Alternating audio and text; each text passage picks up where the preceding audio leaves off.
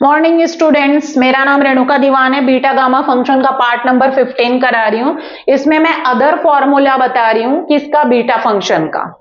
Other फॉर्मूले of beta function. Beta function के 3 other फॉर्मूले होते हैं।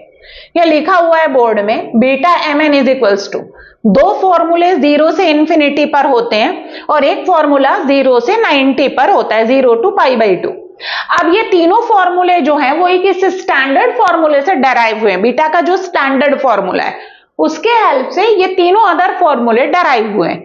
स्टैंडर्ड फॉर्मूला क्या होता है? इंटीग्रेशन 0 से 1 x की पावर m-1 1 माइनस x की पावर n-1 dx। और ये 3 अदर फॉर्मूले, उसमें से 2 जो फॉर्मूले वो 0 से इंफिनिटी पर है। तो beta mn is equals to integration 0 से इंफिनिटी, दोनों के अपॉन में 1 प्लस एक्स है की power m plus n m plus n।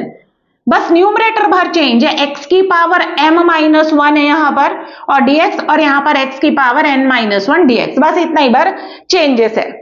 तो ये 0 से इंफिनिटी के 2 फॉर्मूले, और ये अप्लाई कब होंगे? जब इस फॉर्म में दी होंगे, डिनोमिनेटर में 1 प्लस एक्स दिया रहेगा, क्योंकि स्टैंडर्ड फॉर्मूले में तो इनटू में 1 माइनस एक्स होता है। तो जब भी डिनोमिनेटर में 1 प्लस एक्स टाइप का दिया रहेगा या 1 प्लस वाई टाइप का, तो हम लोग बीटा का ये जो अदर फॉर्मूला है वो हम अप्लाई करेंगे।